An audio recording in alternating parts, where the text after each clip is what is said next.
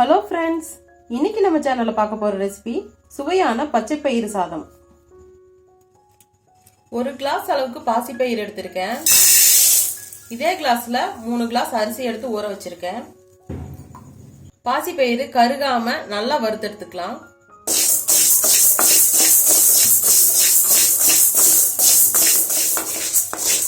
பருப்பு நல்லா வறுபட்டுருச்சு, கலர் மாறிடுச்சு. இதை ஆறட்டும். இந்த சாதத்துக்கு ஒரு பவுடர் ரெடி பண்ணணும். ஒரு துண்டு பட்டை, ஒரு கிராம்பு, அரை ஸ்பூன் சோம்பு, ஒரு ஸ்பூன் சீரகம், ஒரு 1/4 ஸ்பூன் மிளகு எடுத்து வச்சிருக்கேன். இது நைஸா பவுடர் பண்ணி வச்சுக்கலாம். மிளகு, சீரகம், பட்டை, கிராம்பு எல்லாம் பொடி பண்ணியாச்சு. 6 பல் பூண்டு, 2 துண்டு இஞ்சி எடுத்து வச்சுக்கேன். இதை 1க்கு 2 இடிச்சு எடுத்து வச்சுக்கலாம். இஞ்சி பூண்டு இடிச்சு வச்சாச்சு. இது இருக்கட்டும். இப்ப இந்த பாசிப்பயிறு பாத்தீங்கன்னா ஆறிடுச்சு. இது ஒரு மிக்சி ஜார்ல சேர்த்திக்கலாம். நம்ம நைஸா அரைக்க கூடாது. இதை பருப்பை 2ஆ உடைக்க போறோம். பல்சுல போட்டு எடுத்துக்கங்க. இதை இப்ப 1க்கு 2ஆ உடைச்சு எடுத்தாச்சு. இதை இப்ப புடைச்சு எடுத்துக்கலாம். இங்க பாருங்க, புடைச்சு எடுத்தாச்சு. பருப்பு மட்டும் தான் இருக்கு. 1-2 பருப்பு இருந்தாலும் தப்பு இல்ல, நல்லா இருக்கும். இப்ப இதை தண்ணி ஊத்தி கழுவி அரிசி கூட சேர்த்திக்கலாம். இப்ப சாதம் தாளிச்சுக்கலாம். அதுக்கு ஒரு குக்கர்ல எண்ணெய் ஊத்திக்கங்க. எண்ணெய் காஞ்சதும் கடுகு போட்டுக்கங்க.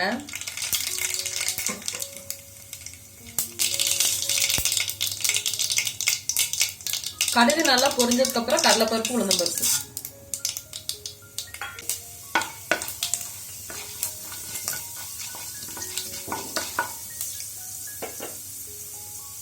இது கூட 10 சின்ன வெங்காயம், காரத்துக்கு 2 பச்சை மிளகா, ஒரு கொத்து கருவேப்பிலை.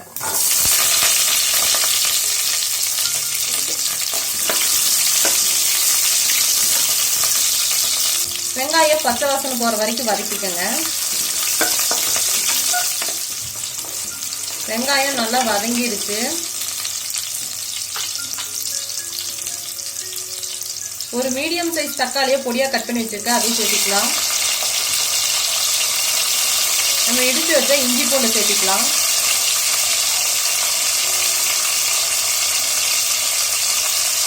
இது கூட இந்த பொடியையும் சேர்த்துக்கலாம்.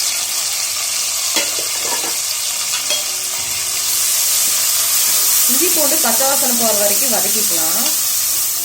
இது வதங்கும் போதே 1/2 ஸ்பூன் மஞ்சள் தூள் சேர்த்திக்கங்க. 1/2 ஸ்பூன் மிளகாய் தூள் சேர்த்திக்கங்க. இந்த சாதத்துக்கு தேவையான அளவு உப்பு சேர்த்திக்கங்க. இது வேகறதுக்கு கொஞ்சமா தண்ணி. இதை நல்லா வதக்கி விடுங்க.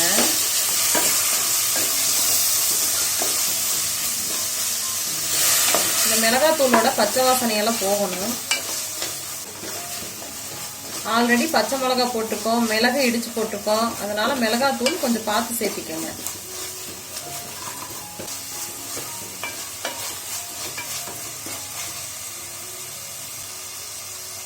இதுல பொடியா நறுக்குன மல்லித்தலை சேர்த்திக்கலாம். இப்ப மல்லித்தலை சேர்த்தும் போது சாதத்துல மல்லியோட பிளேவர் நல்லா இறங்கும்.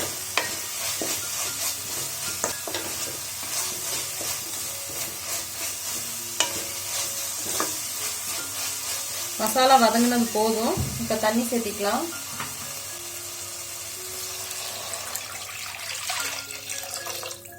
ஒரு டம்ளர் அரிசிக்கு 2 டம்ளர் தண்ணின்னு கணக்குல எடுத்திருக்கேன்.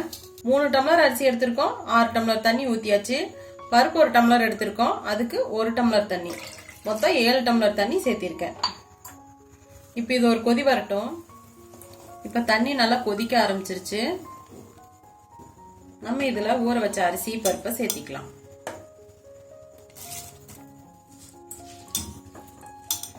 நான் அரிசி மட்டும்தான் 1/2 மணி நேரம் ஊற வச்சிருக்கேன். பருப்பு உடைச்சு கழுவி அரிசி கூட சேர்த்திக்கிட்டேன்.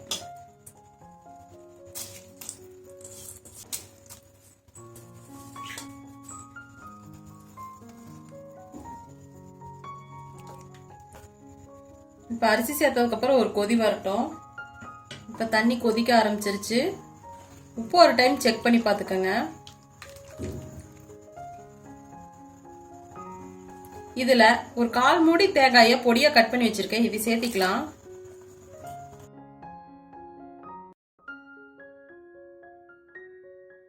தேங்காய் இந்த மாதிரி கட் பண்ணி சாப்பாட்டுல சேர்த்துனீங்கன்னா டேஸ்ட் சூப்பரா இருக்கும்.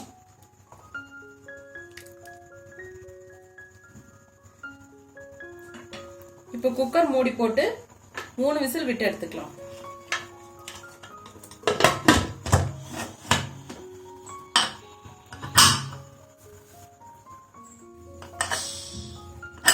குக்கர் பிரஷர் போயிருச்சு. ஓபன் பண்ணி பார்க்கலாம். குக்கர் ஓபன் பண்ணும்போது அவ்வளவு மணமா இருக்கு. இப்ப கடைசியா மல்லி இலை தூவிக்கலாம்.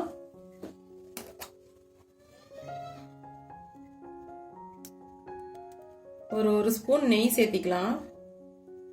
நெய் உங்களுக்கு எந்த அளவு வேணுமோ சேர்த்திக்கங்க.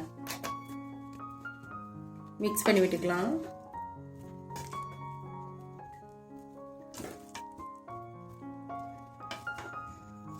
அருமையா சாப்பாடு ரெடி ஆயிருச்சு.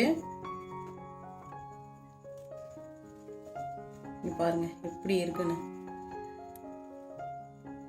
நல்லா சாப்பாடு உதிரி உதிரியா இருக்குது. நான் வந்து குறைந்த அரிசி யூஸ் பண்ணியிருக்கிறேன். நீங்க முழு அரிசி யூஸ் பண்ணாலும் தண்ணியோட அளவு இதுதான். 1 டம்ளருக்கு 2 டம்ளர் தண்ணி. அவ்வளவுதான். அருமையான பச்சை பயிறு சாதம் ரெடி ஆயிருச்சு. நீங்களும் இந்த ரெசிபியை ட்ரை பண்ணி பார்த்துட்டு எப்படி இருக்குன்னு கமெண்ட்ல சொல்லுங்க. உங்களுக்கு இந்த வீடியோ பிடிச்சிருந்தா லைக் பண்ணுங்க, ஷேர் பண்ணுங்க. மறக்காம நம்ம சேனலை சப்ஸ்கிரைப் பண்ணி சப்போர்ட் பண்ணுங்க. தேங்க்ஸ் ஃபார் வாட்சிங்.